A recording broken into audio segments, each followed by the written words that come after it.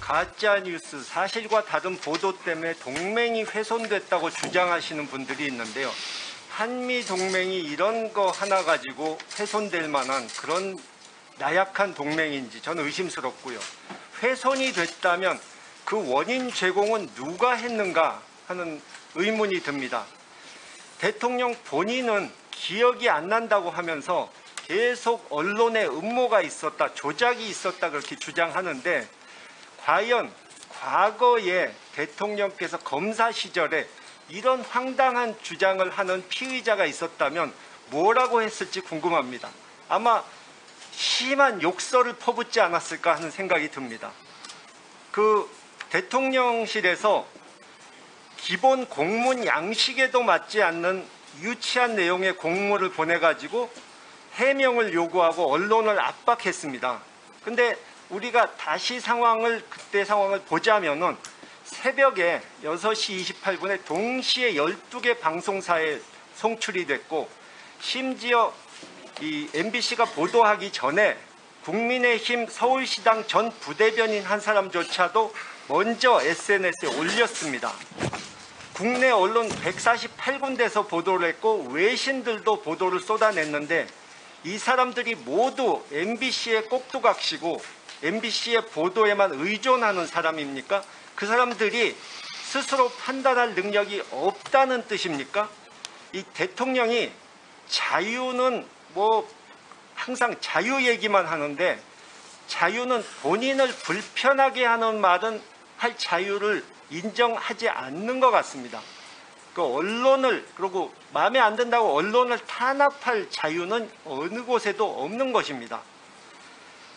지금 기억이 안 난다, 잘 안 들린다 이런 분들이 많아가지고 다시 그 부분을 좀 들려드리려고 하는데 저도 대통령이 사과 한번 하고 넘어가면 될 일을 가지고 이거를 정쟁으로 만들어서 청력 테스트 하고 있어야 하나 하는 한심한 생각이 들지만 이 대통령실 쪽에서 여당 측에서 이걸 끝내려고 하질 않으니까 마지막으로 한번 들려드리겠습니다.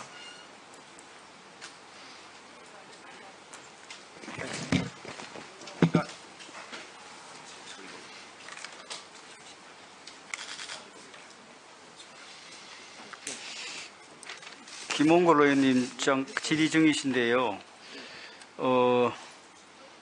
이 영상은 틀어준데 그 음성은 이 국민의힘 간사님이 아까 자막은 빼고 소리는 괜찮다고 하셨지 않습니까? 아니 소리가 자막은 저희들이 그 상임위원회에서 통제할 수 없고 이제 이 영상의 경우에는 여야 간의 간사 간의 합의가 되면은 이 방송을 하겠다 그렇게 말씀을 드렸고 이제 이 방송은 국민의힘 간사님의 주장은 공영 방송이 아니고 유튜브에서 일방적으로 주장하는 것을 방영함으로써 사실관계 왜곡에 우려가 있다고 합의를 안 해주고 있습니다. 아까 그러니까 자막은 빼고 소리만 나는 거 괜찮다고 하셨지 않습니까?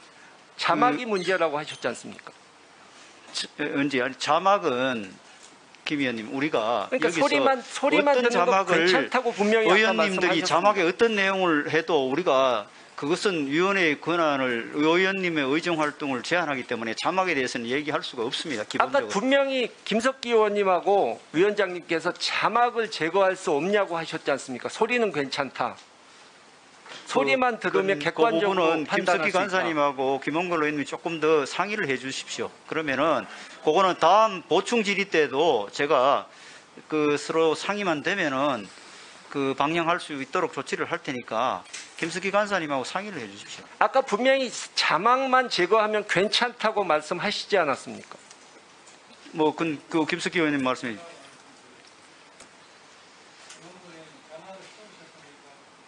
아니, 화면을 보여드린다는 게 아니고 소리를 들어보시라는 겁니다. 화면은 저기 띄울 수가 없으니까. 아니 어차피 보이지도 않지 않습니까? 저 위에 스크린에 못 띄우는데. 아니, 그러니까 저 자막을 지울 스크린에 수가 못 없다는 올리지 거예요. 자막을 않습니까, 지울 수가 지금? 아니 자막은 나올 수밖에 없다는 상황입니다. 지금. 소리만 나온다는 거죠. 그러면 뭐 동의하십니까? 예, 알겠습니다. 틀어주세요. 자막 안 띄우고. 네. 이걸로 소리 작아서 안 되겠네.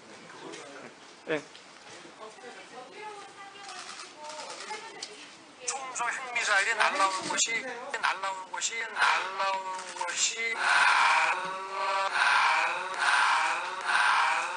이게 느리게 한 소리입니다. 바이든 대통령이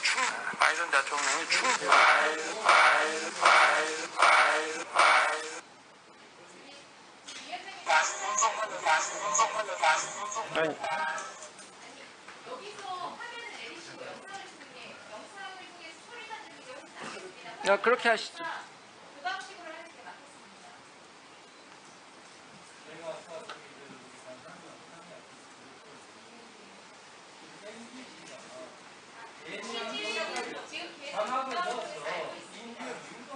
그래서 자막을 안 틀고 소리만 듣되 지금과 같은 방식은 사실 무슨 얘기인지 요금 올려서 실질적으로 안 쓰기만 못할 것 같으니까 허락을 하셨으니까 방송 장비를 이용해서 화면을 내리시고 그렇게 쓰시면 화면을 안 나오게 하고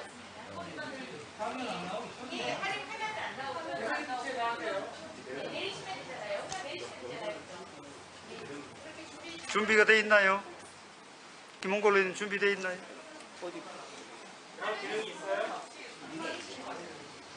준비하는 시간 동안 두달 받고 사시죠. 그러면은 김홍걸 의원님 제가 지금 3분 39초 남았는데 준비되는 동안 준비되면 저한테 말씀해 주시면은 지금 됐답니다. 지금 됐습니까? 하십시오. 예.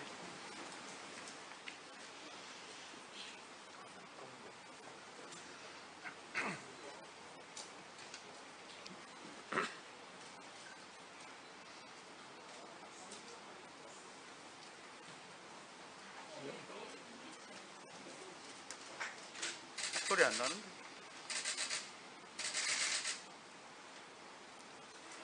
화면 전환을 하시고 본 영상을 트시되 영상 내리기를 하시면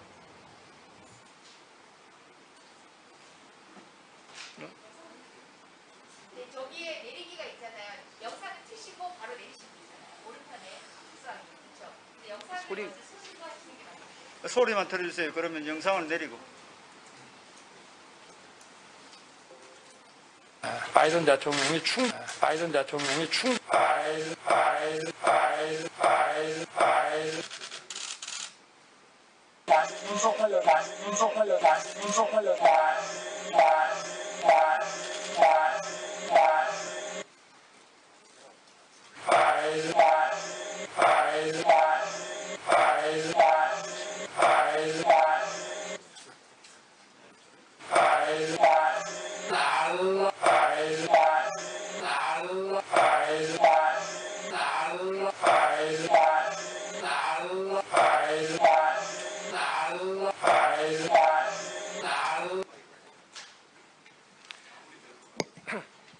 예, 자막이 없어가지고 정확히 이해를 하시기가 힘들 텐데 어쨌든 이 계속 이런 논쟁을 벌여야 하는지 이 장관께서도 답답한 생각 안 드십니까?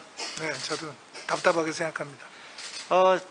결론적으로 지금 윤석열 대통령 언행 때문에 우리나라뿐만 아니라 외국도 들썩이고 있습니다. 외신 보도는 물론이고 이 심지어 욕설에 관해서 아까 보신 그런 코미디 프로그램까지 나오고 있고 미국 정치인들이 트위터에 윤석열 대통령을 비판하는 내용까지 나왔습니다.